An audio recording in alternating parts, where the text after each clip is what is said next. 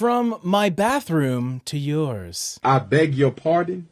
Or wherever else you want to use this paint color. We're getting ready to talk about Benjamin Moore's Paper White, which is a little bit more than a plain old white paint color. It's been one of the go-to default wall colors for some of my good contractor friends for years, namely because of its flexibility and its overall contemporary feel. I'm going to give you the details on this paint color today, so you'll know all about it, what you need to know really, but most importantly, I'm going to give you a paint color palette that really works well with it, just so you have more options and a more fully fleshed out color scheme to use inside your home. This is the paint color. Press that like button if you're excited to get started, and let's just do that. So excited! So excited! So Paper White is also known as OC-55 and also 1590 if you want to talk about paint codes. But no matter what code you give it, the color is going to be the same. It is much more of an off-white than a true white to me. So don't think that Paper White is going to look like that crisp stack of paper you just bought at Costco. I believe it's called a ream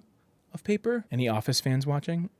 No question about it, I am ready to get hurt again. We can determine how not white it is by checking out its LRV, which essentially is just a lightness score from 0 to 100.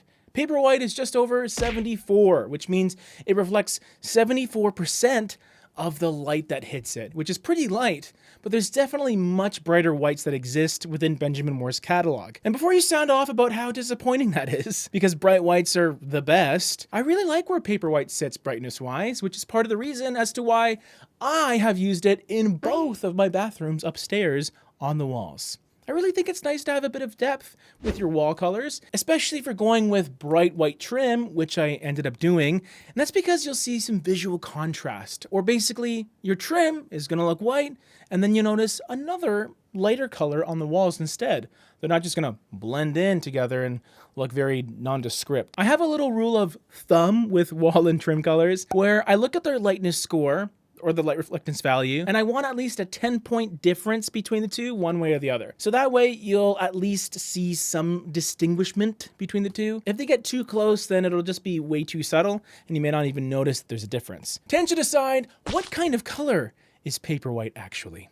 Well, we know it's a light color, but what you didn't know is it's actually more of an extremely light, cool gray. It's not gonna feel like a straight up blue or anything, but in my bathroom specifically, I noticed almost a cool green undertone present based on the lighting that I got in there, which really works for me because I think having some form of coloration really beats an extremely basic plain gray, which can be very boring. For those of you that are thinking of using Paper White as a trim color on your baseboards and frames, you can definitely do that. Just keep in mind that it's nearly 20% darker than the brightest white that Benjamin Moore makes. So don't expect this to be a really crisp, clean white on your trim. You'll have a very light gray trim, which could go really well, especially with much darker grays or darker colors in general. We'll get to other trim colors in a minute, but first let's talk about some color pairings to go with Paper White on things like walls. Speaking of darker grays, the first color I wanted to talk about is Coventry Gray, which is one of Benjamin Moore's best-selling colors.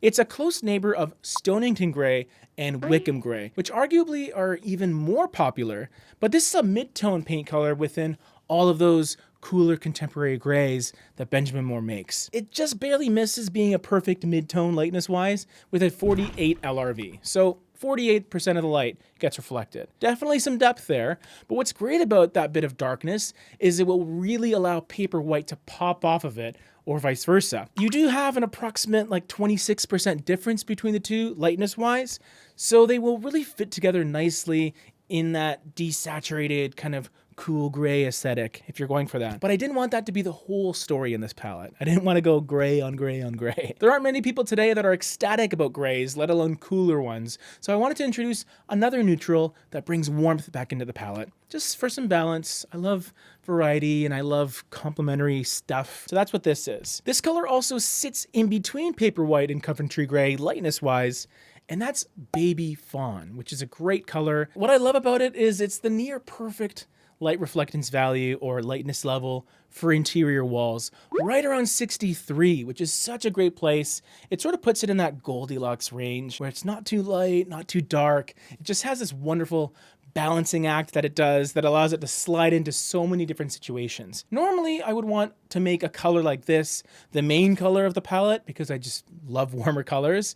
I'm a sucker for them. But I'd be tempted to rely on Paper White as the main color that you base your color palette off of. And then Baby Fawn can become the secondary color that can slide into rooms where you really want that inviting, cozy, airy feel. And then Paper White will just be one of those clean slate, contemporary colors that just really leans into a more modern aesthetic overall. In terms of an accent color, I wanted something to help keep the palette a little more organic feeling.